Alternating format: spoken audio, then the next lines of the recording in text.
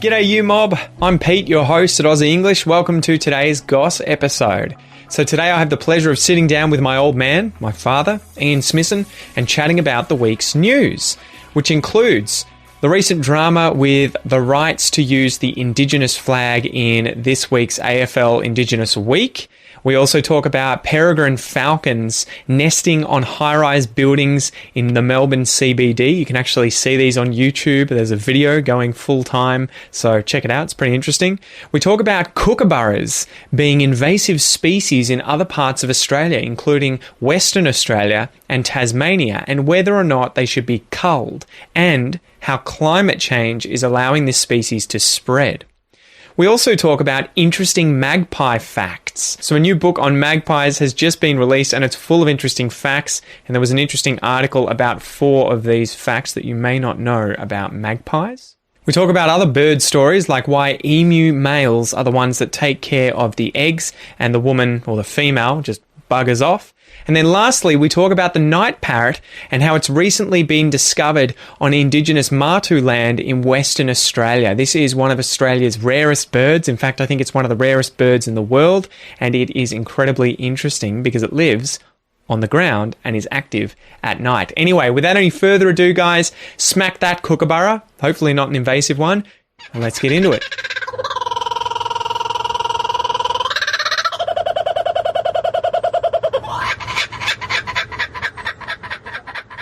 Did you want to mention too what's happening with the Indigenous flag and that was one of the stories that I was going to talk about. Man, bring it up. The Indigenous flag with the black sky, the red earth, and the yellow sun. Beautiful flag. It was first designed 30 or 40 years ago now. In the 70s, I think. By Harold. I can't remember his surname now. Doesn't matter, but it's turned out it's just become the symbol for Indigenous people across the country. It's just a generic symbol that the whole of Australia has grown to love and honour, not just Indigenous people, but everybody sees that flag and goes, yep, this is related to our Indigenous people. But rightly so, the person who first designed that owns the copyright on it, but he sold the rights to use it. He still owns the copyright. You can't hand it right over to someone else. You know, he can't ever say, I didn't design this. But he signed over the right to use to a fabric manufacturer who manufactured flags to do it. And that's fine. If what he wanted to do was to say, well, I can make some money out of having a particular manufacturer design flags, but this manufacturer now says you can't use that symbol at all. And it appears that the designer is either complicit in that or he is joining them in saying, well, you can't use it for anything.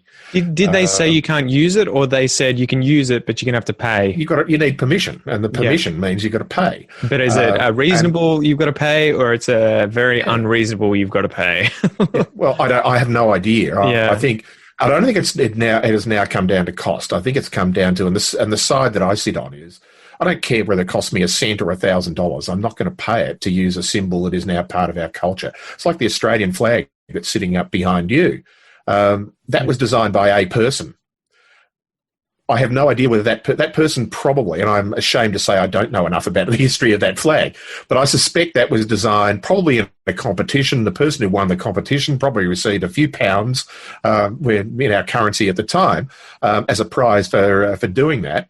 But nobody says that you can't manufacture that flag, that you can't draw that flag on the ground to represent Australia at a sporting event. Is that because the person, even if they would have had the copyright in the past, they'd be well and truly dead by now anyway? So possibly so. It would be out of copyright, wouldn't it? Exactly. But nobody. The point I'm making is that nobody owns the right to national flags.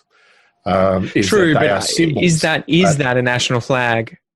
Yeah, no, but then it's that, well, I think it is a national flag, but it comes down to it's not like somebody else couldn't have designed it. It's a very simple design. It's like putting a patent on something that, a hose to pull water from one place to another one. Thousands of people had did it, but I'm not disputing the end of the artist's copyright on it. But when you're saying and the reason it's come up this week is because it's Indigenous round in the AFL. And traditionally, the AFL, instead of having the corporate sponsors' logos on the ground, painted on the ground things, they will paint the centre circle on the ground with the Indigenous flag. And they will use it in marketing and doing all those sorts of things to make the point that this is because it's a symbol of our Indigenous people's culture in the country. The copyright holder and the owner of that is now saying you can't do that. Yeah. And I look at it and go, fine, you might, if you really stretch it, say that if I'm going to have a flag, that flag and wave it, it has to be manufactured by the company that owns the rights to make those flags. I still think that's ridiculous, but if that's the push that it comes to it.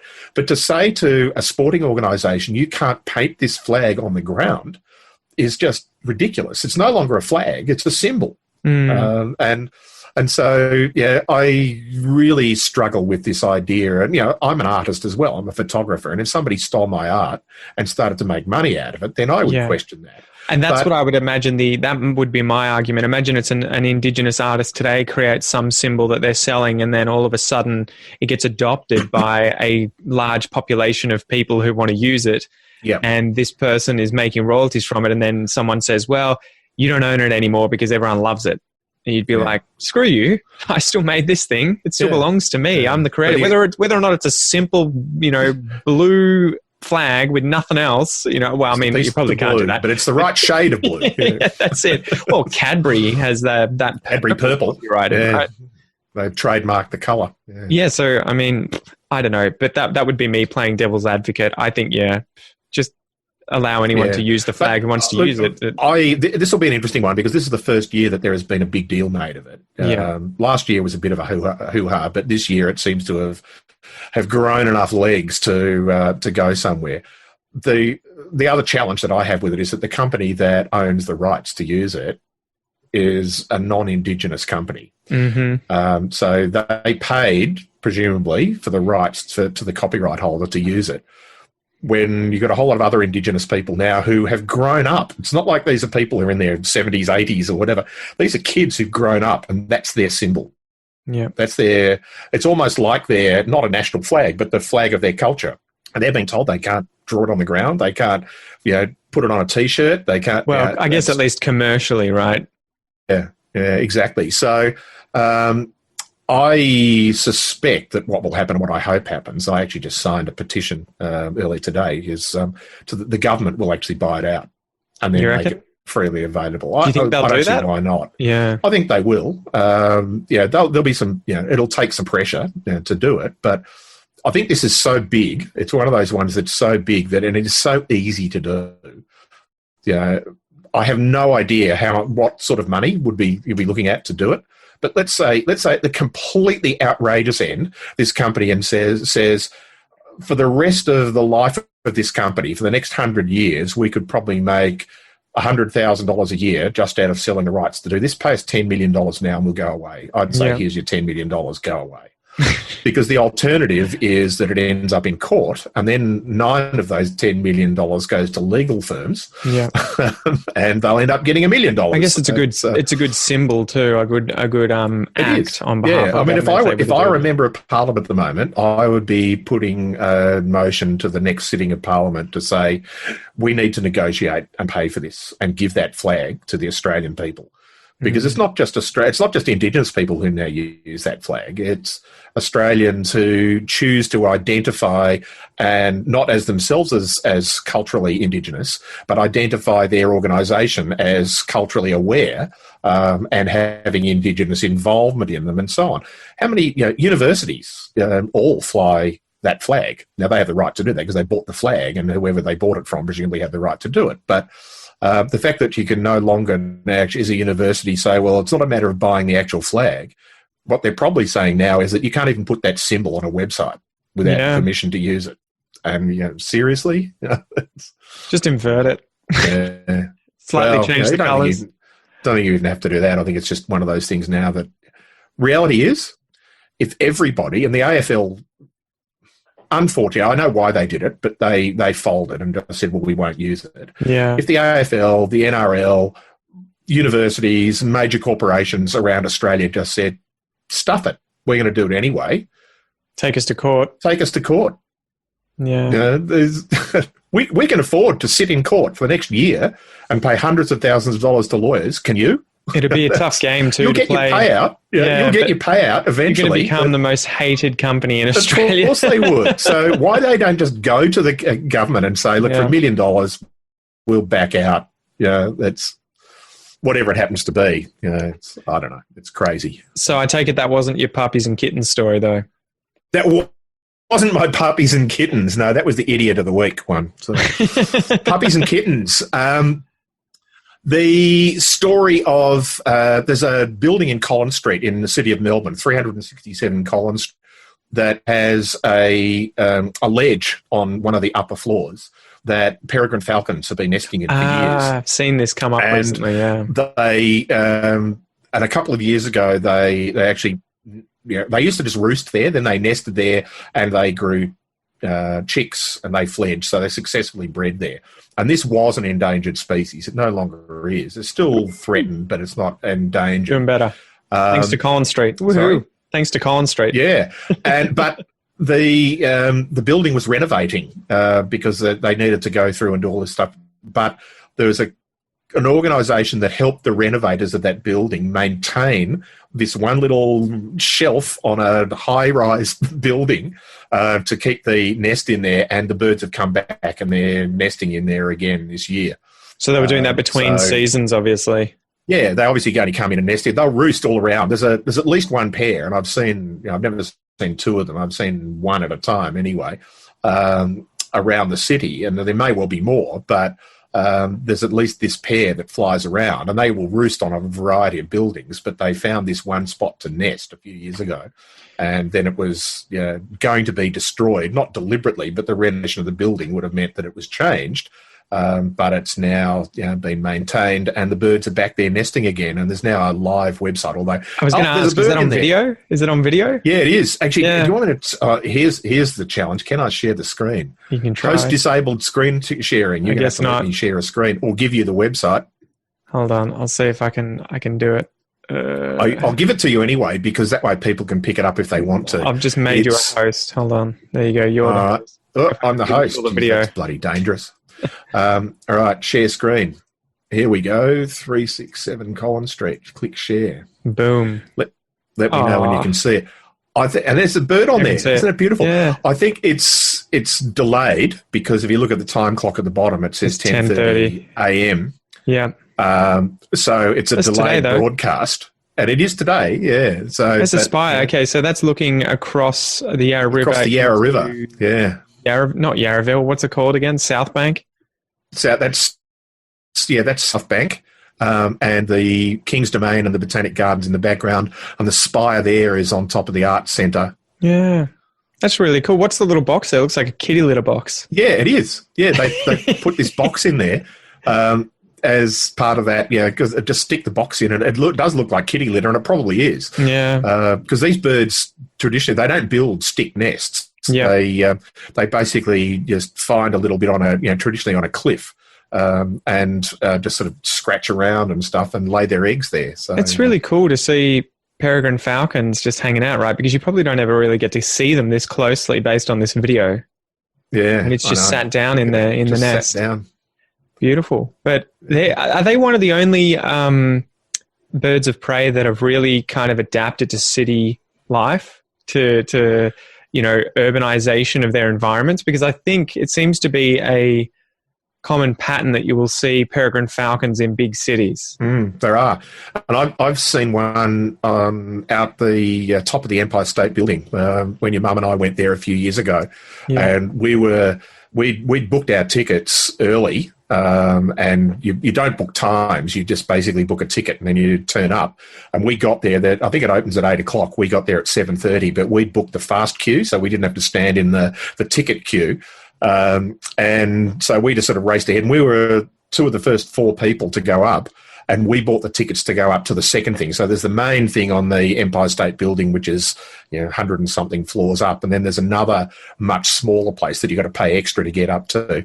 And we paid the extra to get to that, and it's tiny. It's up in the spire, effectively, of the building.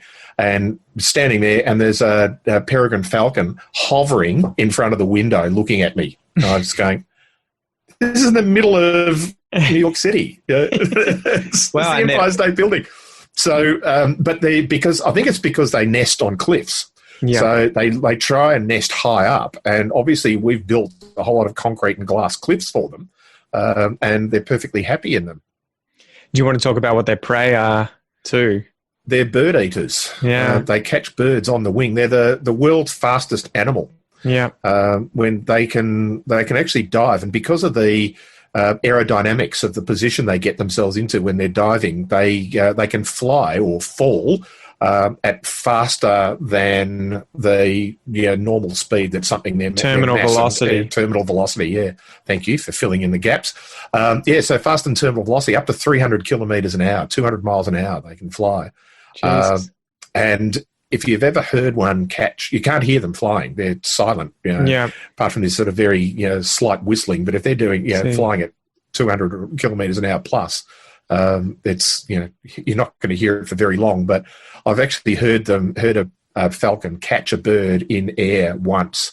Yeah, and was it just thunk? Yeah, it's basically just thunk. Because they kill it on impact, don't they? They do, yeah. That's what they rely on. They're just soaring at them, and right at the last microsecond, they just stick their 2 feet out with their talons and collect the bird at 100, 200 kilometres an hour. And obviously their legs and things are structured so that they're reinforced that it doesn't damage them. Yeah. And then they just fly off. Do you want to kill share screen? Yeah, all right. Here we go. So you can see our pretty mugs again. But that is crazy that it's there and just chilling out in the middle of the city. I remember there are some people whose jobs it is to go around to cities and use them to scare away pigeons from pooping on statues and buildings and stuff because I think their poo is corrosive. So it ends up causing damage, especially I imagine if it's like, sandstone or something. And so they have to use these birds to scare them off and get rid of them. I had a bird story for you. The kookaburras that are appearing in Esperance in WA. Did you see that? No, I didn't. So the nation's largest bird survey, I believe it's BirdLife Australia, has logged its first ever record of a kookaburra in WA in Esperance. Kookaburra in Esperance. Yeah, so apparently kookaburras are a pest species in Western Australia, which I had no idea about until I was reading this article. They were introduced there from the East Coast back in the year 1896 and reached Albany, which I guess is a little bit further east from wherever they were introduced in WA. Probably South. Perth. Yeah. Okay, southeast. Yeah. And in Western Australia, your Western Australian listeners will be going, it's not Albany, it's Albany. Albany, all right. Good on you, Western Australia. Everybody else in the universe would call it Albany, but yeah. So they got there by 1960s. And since this week, there's been no previous record of them being in Esperance. So some locals Esperance is a few hundred kilometres east of Albany on the south coast. Yeah. Well, there were some locals that were running around and they looked out of the corner of their eye and saw one sitting there and were like, what the hell? We've been here for 22 years and we've never seen one. So they're wondering, though, if it's going to be cause for concern in these areas for native species because, kookaburra sitting on an old what's the song Kookaburra sitting on? Gum tree. Gum tree, yeah. And they're hunting. They sit there, they're little pounce and hunt predators that effectively wait above the ground and wait for animals to move. Snakes, mammals, and reptiles. Exactly. And so they're worried if they're going to be a big problem or not. And I think it's not a problem if there's only one of them. No, well, that's it. But I think they were making an argument for a cull potentially, but instead of just trying to wipe out the entire population over there, focus on the expanding front eastwards so that they don't get into, what is it here, the Great Western Woodlands, which is 200 kilometres north of Esperance. North of there. Yeah, they're worried about them getting in there. But the interesting thing is when they sort of started talking to some ecologists, I think they were making the argument that, well, there are already a great deal of magpies and butcherbirds and these other animals that fill the same niche. Be competing with them. So they may not necessarily exert more pressure on the native animals that are prey items, but more on the other predators. But who knows? I also didn't realize the other story to go with this one was that Tasmania has kookaburras as well that were introduced there in the early 1900s. And so I was reading an article talking about them being a bigger problem now in Tasmania because of climate change, making places in the southeast warmer and drier so that they're more easily able to get into these environments, and the vegetation is less dense now so that they can hunt more easily. But apparently this article was saying in a letter in 1944 to a Tasmanian paper, a reader claimed credit for the kookaburras' arrival, saying he released the birds in 1902 after having the misfortune to be bitten by a snake. So he was saying... he wanted to cull snakes. Indirectly. It used to be a great please to me while riding around the run to see a jack fly into a tree and start bashing a snake's head on a limb. Yeah. I didn't know the kookaburras had the nickname Jack. Yeah, Jackies. Really? Laughing Jack. Laughing Jack, yeah. But yeah, so interestingly, they're spreading because of climate change further throughout Tasmania, and again, they're worried that they're going to be a potential problem for native animals because they're very aggressive, and they're these perch and pounce predators that go for pretty much anything that they can wrap their beak around. Anything that is small enough, yeah. Yeah, and the other thing I think they were saying that, ironically, you have a lot of Australians, well, obviously, in Tasmania and Western Australia who love kookaburras, and so they feed them and give them meat and seed and encourage them to come in and obviously prop them up and allow them to live more readily in these places. But the interesting thing is, too, they survive apparently really well in disturbed environments. So again, like with the peregrine falcon, well, it's just, I don't know about it being a disturbed environment helping it, but it happens to do well in cities. But like a lot of species, I think a good example recently was an eastern brown snakes do really well now because farms have cleared land and there are lots of rodents on the farm, so the eastern brown snakes explode. It's the same thing with kookaburras, where with urban sprawl and the disruption of dense forest, there's cleared land with sparse trees that they can sit in and predate upon whatever animals that come by. And obviously they're not specialists, so they don't really need one specific animal. They're not as common as magpies, but they have very similar behaviour in that sense of adapting very well to suburban environments. So you don't see them in urban environments, but out in the suburbs where you've got trees in backyards and park areas and so on, they're common. They're not as common as magpies. In Canberra, they were all over the shop because Canberra's put an emphasis in the new estates and everything, or the new suburbs, to put trees, leave the old trees. It's very treed. Yeah. So that was an interesting one about kookaburras. The more you know. We need to do the same thing with platypi, see how they go over in WA. And maybe good luck with that. Yeah. You need water. So what about you? Any more stories, or are we going to the last one here that I've got two more? Bird related. Go with. I've got one. This is another not American bashing, but another little American story that's been running for a long time.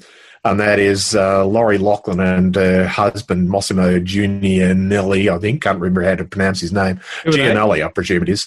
Laurie Loughlin's an American actress she and her husband have now been found guilty and sentenced to prison for bribing and paying someone to help their children cheat to get into university. Oh, that whole thing. Yeah, there was some massive racket going on, right? There was, and they were just part of it. They weren't, they weren't the ones who were directly doing it, but they were part of the scheme of paying these people. Didn't they pay something like $500,000 to allow their daughter to get into Harvard their or children put on effectively given scholarships to go to university as part of the rowing team when they weren't actually rowers. Yeah, that's right, because there was a coach. I think it was the coaches were the ones that were kind of lining up these scholarship deals where they would go to famous people and say, I can get your kids into Harvard or into XYZ, expensive university or college. A well-known university in Southern California called the University of Southern California. Yeah, well, that's it. And he was effectively saying, I can just put him on a team, give him a scholarship, pay me $500,000 and it's done. And you're just like, you bastards. You are the ridiculous thing is that, and the reason they do it, $500,000 would probably have paid for their two children to go to the university, but they never would have got in on an academic basis. Yeah. It's one of those just weird things of how... I just don't know how you don't see you're going to be hated by everyone the moment anyone finds out, because I think the reason that it got out, wasn't it because the kids were sort of flaunting it? I remember there being a story about some girl on Instagram, I don't know if it's this person's daughter, but boasting about the fact that she's not a rower, got on the team and it got into this college, and it kind of burst the whole thing open. And you're just like, I know. What were you expecting, that your, hundreds of thousands of followers were going to give you a high five for getting, hey, way to cheat the system. That's my position at the university that you got. Yeah, fuck you. Yeah, fuck I know. you. Yeah, it's bizarre. You just it's that if you've got money, the entitlement that you think you have to effectively buy anything. Like, I'm going to buy my children's position at university, but yeah, fine. Go and find a private university that will take your kids and take your money. It would have cost you less than $500,000, but clearly they live in Hollywood. They wanted to keep their kids at home, go to a well-known,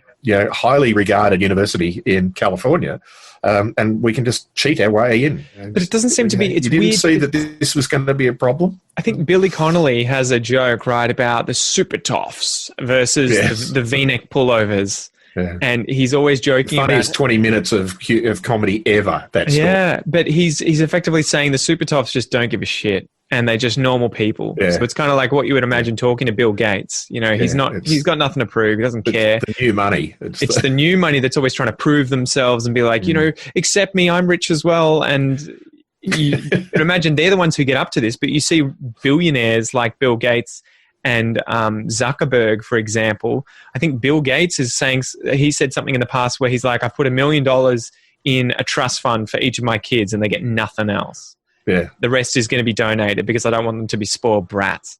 Yeah. And then you have Zuckerberg, the same sort of thing. Or like, I don't even give them devices to play on. They don't have iPhones or all that sort of stuff. Yeah. Steve Jobs is another one like that. He's giving away, 95% of the value of the company, Facebook, in his daughter's name, rather than giving the money to his daughter.